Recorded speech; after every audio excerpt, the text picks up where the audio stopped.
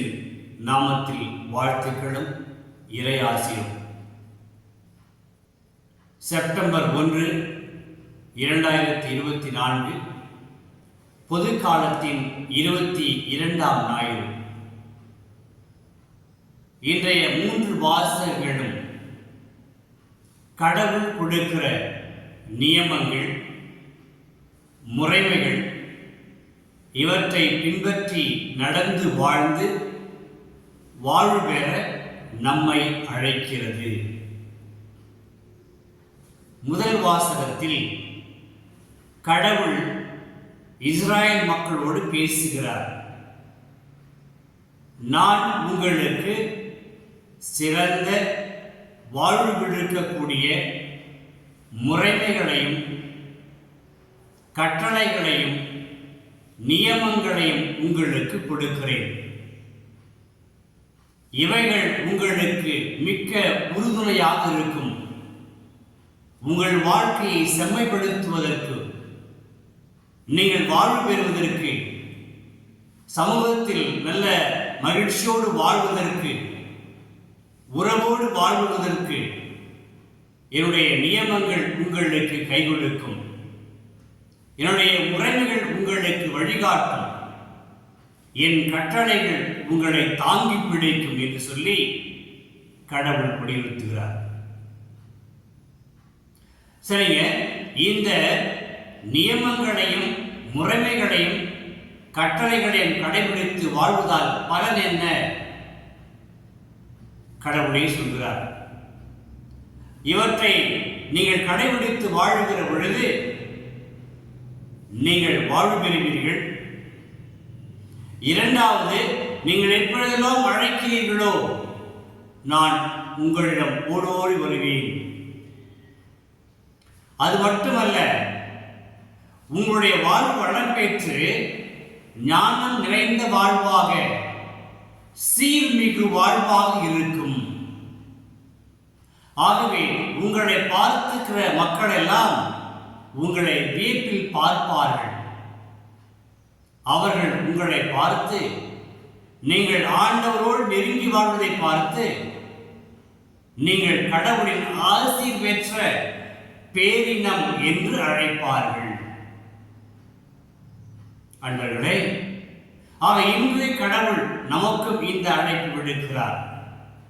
என்னுடைய கட்டளைகள், நியமங்கள், முறைமைகள் உங்களுடைய வாழ்வை சீர்படுத்தும், உங்களுடைய வாழ்வை நெறிப்படுத்தும், உங்கள் இதயங்களை நெறிப்படுத்தும். என் ஆசி பெற்ற மக்களாக நீங்கள் வாழ்வீர்கள் என்ற உண்மையை எடுத்துரைக்கிறது. இரண்டாவது வாசகத்தில் தூய யாக்கோபு திருத்தூதர் அந்த மக்களை பார்த்து அன்பாக கடவுளின் வார்த்தையை கடைபிடிக்க அவர் அழைக்கிறார். அதுவும் அவர் சொல்கிறார், கடவுளின் வார்த்தையை கேட்கிற மக்களாக மட்டும் இருந்து விடாதீர்கள். வெறுமனே கடவுளின் வார்த்தைகளை கேட்டு மட்டுமே இருந்தால் நீங்கள் உங்களையே ஏமாற்றிக் கொள்வீர்கள். மாறாக கடவுளின் வார்த்தையை கேட்டு அதை வாழ்வாக்கி அதற்கு பணிந்து வாழ்ந்து நீங்கள் அதன்படி நடக்கிற மக்களாக இருங்கள். அப்பொழுது நீங்கள் போற்றப்படுவீர்கள். கடவுளின் மக்கள் என வியந்து பாராட்டப்படுவீர்கள். அது மட்டுமல்ல, இந்த கடவுளின் வார்த்தையை கேட்டு அதன்படி நடக்கிற மக்களின் வாழ்க்கை எப்படி இருக்கும் என்று தெரியுமா? யாக்கோபு திருத்தூதர் சொல்கிறார், அந்த மக்களின் வாழ்வு என்பது மிகவும் மிளிர்கின்ற, பிறருக்கு உதவி செய்கின்ற எண்ணத்தை உருவாக்கி அவர்களை வாழ வைக்கும். யாருக்கு உதவி செய்வது? அனாதைகளுக்கு, ஆதரவற்றவர்களுக்கு, கைம்பெண்களுக்கு உதவி செய்யக்கூடிய நல் உள்ளத்தை இறைவார்த்தை உருவாக்கும். ஆக தேவைகளில் வாழுகிற மக்களை நாடு சென்று உதவி செய்கிற மனப்பக்குவத்தை இறைவார்த்தை கொடுக்கும் என்ற உண்மையை திருத்தூதர் யாக்கோபு அன்று விவரித்து சொல்கிறார். அன்றர்களே, அது மட்டுமல்ல, இந்த இறை வார்த்தையானது என்ன செய்யும்? உங்களுடைய வாழ்க்கையையும் கரைபடியாமல் பார்த்துக் கொள்ளும். ரொம்ப முக்கியங்க. பல உதவிகளை செய்து விடலாம், ஆனால் உள்ளார்ந்த வாழ்க்கையில் நாம் கரைபடியாமலும் வாழ வேண்டும். ஆகவே கரைபடியாத வாழ்க்கையை இறை வார்த்தை, கடவுளின் வார்த்தை கொடுக்கும், நமக்கு உருவாக்கும் என்பதை திருத்துதர் யாக்கோபு அன்று தெளிவாக வாஞ்சியோடு மக்களுக்கு எடுத்துரைக்கிறார். அன்பர்களே, நற்செய்தி வாசகத்திலும் இன்று மக்களின் மரபு முக்கியமா, கடவுளின் கட்டளை முக்கியமா? இந்த இரு சர்ச்சைகளுக்கு இடையே இயேசு தெளிவுபடுத்துகிறார். என்ன தெளிவுபடுத்துகிறார்? கடவுளின் கட்டளைகள் என்பது உங்கள் இதயத்தை ஊடுருவி பாயக்கூடியது. கடவுளின் கட்டளை உங்களை வாழ்விக்கக்கூடியது, உங்கள் வாழ்க்கையை செமப்படுத்தக்கூடியது, உங்கள் வாழ்க்கையை மகிழ்ச்சி அடைய செய்யக்கூடியது. ஆகவே கடவுளின் கட்டளைக்கு முக்கியத்துவம் கொடுங்கள். மனித மரபுகள் அன்று பரிசேயர்கள், மறைநூல் அறிஞர்கள் முக்கியத்துவம் கொடுத்தது மனித மரபுகளுக்கு.